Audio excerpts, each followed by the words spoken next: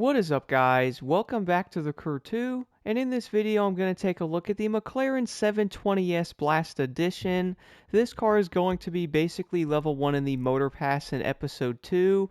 I would say a lot of players are most likely going to get the Motor Pass, so they will want to know if the McLaren 720s is actually going to be a pretty decent car for the most part. So obviously this thing is going to be a hypercar. I feel like if it was a street car, that would probably be the funniest thing ever. It's also going to be a 720s, which I really do like this car a lot. I feel like the 720 and or 765s are pretty awesome. I would also like to know in the comments below, guys, which McLaren model is going to be your favorite and why. I really do feel like for me personally, I'm a huge fan of the P1.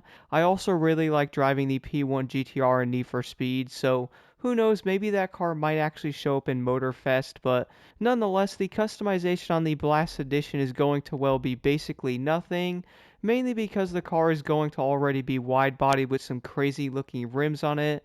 I actually really like the way this car does look, plus that fitment of the wide-body kit is actually going to look insanely nice. Plus I did notice the car is slightly cambered. That's obviously going to be slightly with the settings as well, but even with the settings I am running, guys, I also have camber completely off on this vehicle, and it's still going to be slightly cambered, which does honestly look pretty cool. I also really like the way this body kit does look. This car is definitely going to be unique without a doubt. I really do like what they did with this. Plus, this front rim on this car, guys, looks insane. The middle part is actually going to be carbon, while the outside's like a shiny, like aluminum type of color.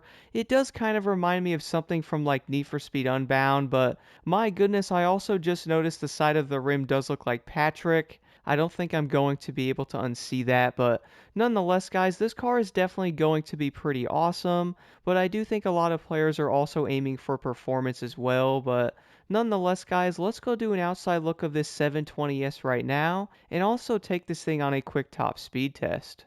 So moving over to the outside look of the McLaren here with the sun shining on the back of it, I really do love the way the color of this car is also designed. You guys can also see like the yellow type of coloring and or orange. I notice it does kind of depend how the sun hits it. It can look yellow, then it also goes into orange on like this side. That actually looks really cool. This car is by far going to be insanely unique. That's most likely why they put it on it. And we're also going to have a nice fitment check on this car as well.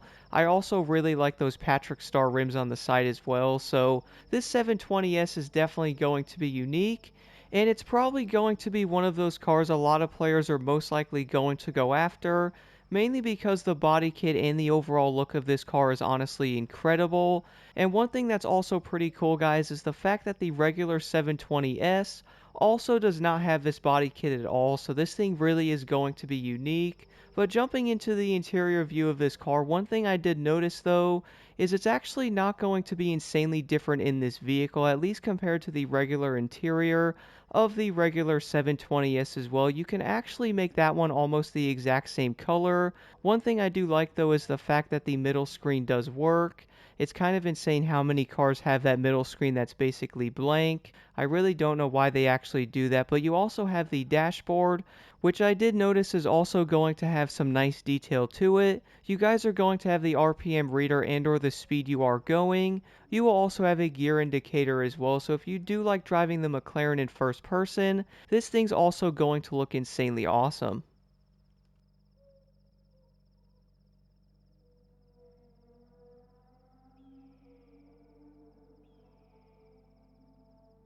But besides all that, guys, let's go do a top speed test on this car now to really see how it does perform. I would probably say from the testing I have done that the top speed of this Spider Blast Edition is probably going to fall slightly short compared to many of the other hypercars. I wouldn't say it's going to be like the worst in any way, but I can also say it's definitely not going to be the best. But right now, let's see. So with a Nitrochemist set flying off the road, we can hit around 292 miles per hour to 295 or so. I would probably say, guys, going down a hill, you could probably hit like 297.